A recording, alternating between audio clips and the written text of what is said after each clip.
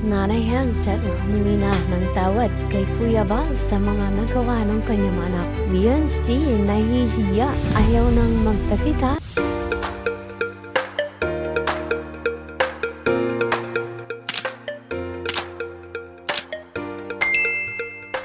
Ang mapagpalang araw po sa ating lahat. Magandang araw at kinifugan sa mga silent viewers.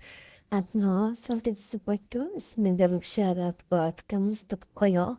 So narito mga kalinga pang ating muling pag-uusapan na kung saan ay ating aabangan na Nanay Hansel hingi ng tawan kay Kuya Bal.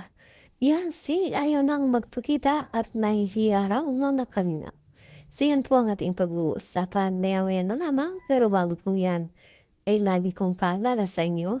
Bago po tayo magbigay ng ating mga komento at opinion, itapusin po muna natin ang gawa ng video ng sagranayat mo po ang ating i-comment. Sa ating pagbabalik, narito mga karingap ang ating pag-uusapan na kung saan ay ating nga pong abangan mga karingap na itong si Nanay Hansel ay sinasabing hihingi ng tawag kay Kuya Bal bandang huli. Ang mga sigyan si daw mga karingap ay ayaw na magpakita, nahihiyak na at nai-stress daw sa mga nangyayaring mga kalingap.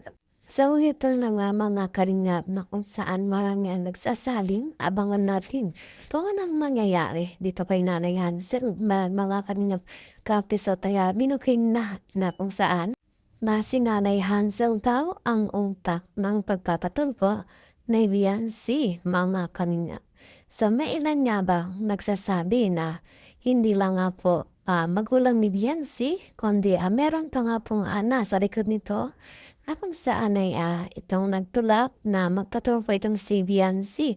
May ilan din nagsasabi nga may sponsor daw na nandito sa likod nito na kung saan ay galit sa kalingap o naiingit sa kalingap. At ngayon nga po, talagang magulo na at hindi na nga po malaman kung ano ba ang totoo sa katotohanan sa mga issue talagang lumalabas na yon. Na kung saan si Edith at si Beyonce ay nagkikita daw mga kalingap at may nagsasabi ding ito ay isang setup na kung saan ay hindi talaga malaman ko ano ang katotohanan dito dahil nilinaw nga po ni Ate Edna na kung saan ay aksidente nga daw po yung pagkikita nito ni Beyonce.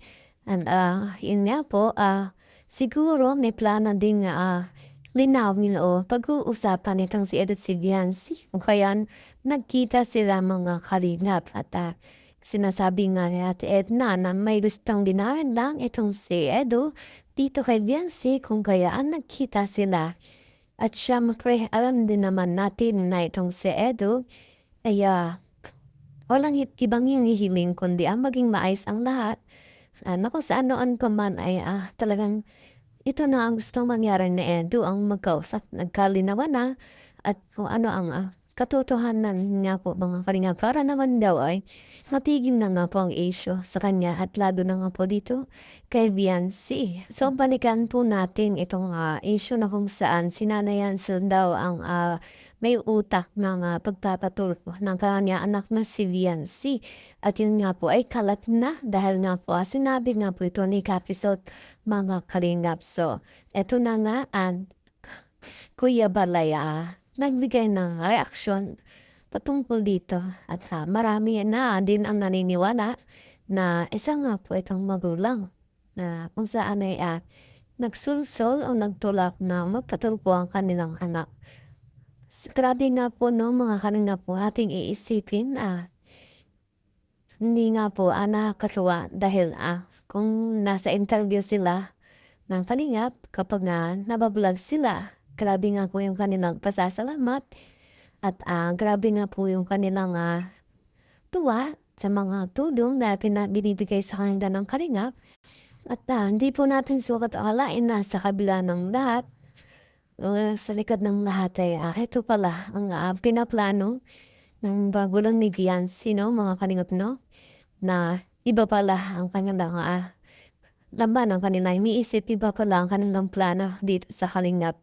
Dahil sa vlog na po, kung saan ay napanood natin na nagpapasalamat sila ng lubusan dito sa kalingap At sinasabi nila na hindi sila magbabago sa Kalingap at yun ang pinapangako nila. Subalit nasa na nga po yun, pangako nila ngayon. Hindi po kami magbabago kahit kailan. Pangako po namin yan sa inyo. At kahit nga po, itong si Viancy ay nanako din naman sa Kalingap kay Kuya Rab na kung saan ay forever nga po siya sa Kalingap. Subalit ayun nga po sa kanilang pinapakitang pagkukunwari ay talagang ito na nga po at pinakita nila na ang kanilang mga sinasabi ay walang katotohanan. At ngayon, nawala na nga ang tiwala ng Kalingap ni Kalingap at Kalingap Rob dito sa Family Batalero. At ngayon nga ba, inahayaan na nila no, na kung sana'y si Viancy binabash. Na noon ko man ay pinoprotektahan pa ito ni Kalingap Rob. Subalit ngayon ay wala na nga po, hinahayaan na. Dahil wala naman na nga po si Viancy sa Kalingap at siya nga po ay antay na. Dahil mas pinili niya yung mga taong hindi mapagkakatiwalaan. Kaysa sa nga po sa Kalingap, kung saan andyan naman talaga, hindi sila pinababayaan mga Kalingap. Forever ka ba sa Kalingap? Siyempre po. Yun!